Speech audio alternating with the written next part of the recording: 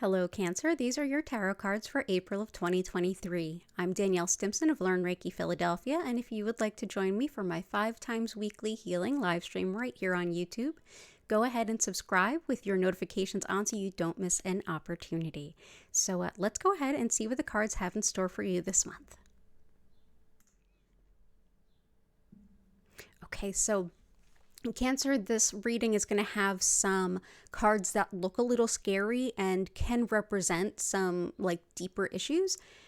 At the same time, this can be a very empowering reading if you choose to take it that way. So the card that we're starting off with, this is the focus of the month, and it is the Death card. Now, Death card is not about someone is going to literally die.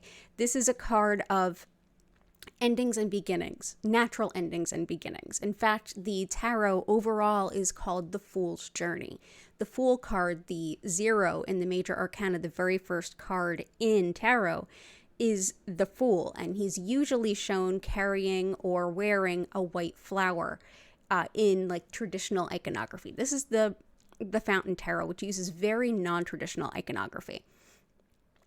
When the Death card is shown, usually death is carrying or waving a flag of, or in some way is representing darkness, but with a white flower coming out of that darkness. The Fool has that flower. So that's like the new rebirth. By ending things that are no longer sustainable or not working or have just come to their natural end, we can begin anew and put a new foot forward. So that's the focus, is what do we end and what do we begin? The way that we've entered this month, the energy that we step into April with out of March, is the Knight of Coins. The Knight of Coins, Knight of Pentacles, same thing.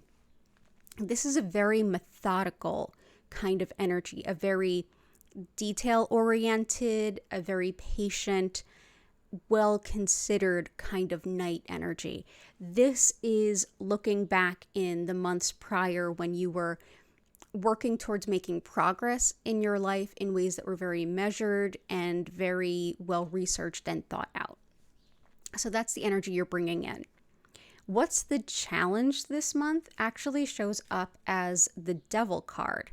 And the Devil card, I'll just hold it up a little bit because these images are absolutely stunning on the Fountain Tarot. And you see 2 individuals bound, trying to get apart. They're kind of stuck facing away. I like to think of this as the inverse of the Lovers. It's like a subversion of the Lovers energy, where people are stuck together and trying to get apart versus trying to come together with open heart, open mind kind of thing. The Devil in the challenge, the Devil card represents not some external devil or external force. This is usually like the call is coming from in the house. This is usually internal.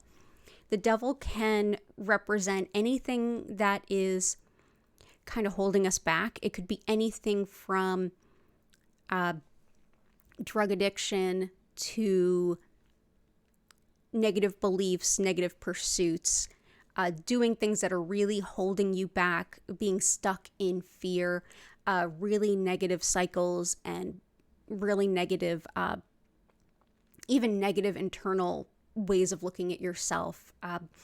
Any amount of unhealthy behaviors or thought patterns. And that can encompass a lot of things, and this is going to show up very uniquely for each and every one of you. But yeah, the challenge will be the Devil. It will be whatever is keeping you held back, keeping you stuck, keeping you troubled, that it would be best faced this month. So how to deal with that? Where do we go with this? The next is the best way forward. And this does give us a bit of an answer, and that's 9 of Swords. 9 of Swords is generally not considered a positive card, and it's not a lot of fun. It's usually someone coming up, waking up in bed with their hands on their head, being freaked out, worried, bad dreams, bad mental space. Swords are mental and intellectual energy. And it's sort of like how when we watch a horror movie, if it's a slasher flick, we see the gore. That's one thing. If we watch a horror movie that's more of a psychological thriller and we're not seeing it and it's left up to your imagination, that can be so much scarier, that is definitely something that would be reflected in the Nine of Swords card. What this card is telling you in the best way forward category is those things that make you worried, that keep you up at night, that give you anxiety attacks, all of those kinds of things. This is the time to learn what is causing them and start to shift out of them, breaking habits, getting help if you need it. But essentially, one other aspect of this card is that this is worry. At the same time, these swords are not literal. This is saying that the worry is worse than the threat. And that if you look into those places where you're worried, your darkest corners, this would be what's really called shadow work, going to the parts of ourselves that are the scariest to face and doing the healing and doing the work so we can live our lives a little less tethered to that and not held back by that. Oftentimes in the traditional Rider-Waite and other card decks, we'll see some image of there's something to be learned here, like an owl, which is wisdom. This here, the Nine of Swords, as a how do you proceed, is basically saying those things that you keep worrying about, those things that keep you up at night, those things that sort of burn away and make you spin your mental energy in a way that's not helpful, those things you're worried about, you'd be best to face them, learn about them, and make any changes on your own. Chances are the worrying and the not facing it is making it worse. Whereas if you go and kind of pull the Band-Aid off a little bit, you might be better for the situation. A concept that comes up is not that the card is here in your reading, but the concept behind the Strength card. The Strength card is about a woman and her lion or tiger, but essentially it's the lion or the tiger is really an extension of her. She goes there, she takes the thorn out of the paw, and as scary as that was to face her inner monster, she was able to say, now I can work with this part of me that I once was scared of. I now have strength. I've learned from going inside to those scary, dangerous, potentially painful places, doing the work I need to do, making the improvements I need to make so that I can walk more free. And so I hope that this helps. I hope that this lands in a way that's, I hope that all of this information lands in a way that's helpful and supportive of you making good changes and not so much oh my goodness, I should worry, bad things are going to happen this month. It's not like that.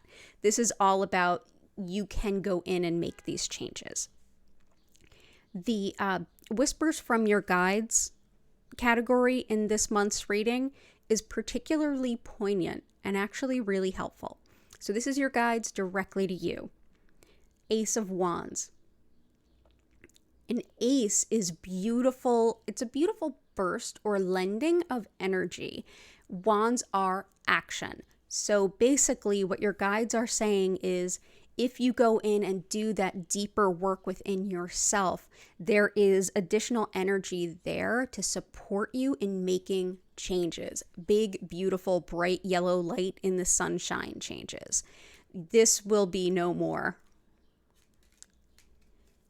And this will be remedied, basically something, this will be remedied to something you can handle if you choose to go in and do that work. So your guide's saying, you've got everything you need. You can make the choices you need to make. You can do the things you need to do to get the support you need.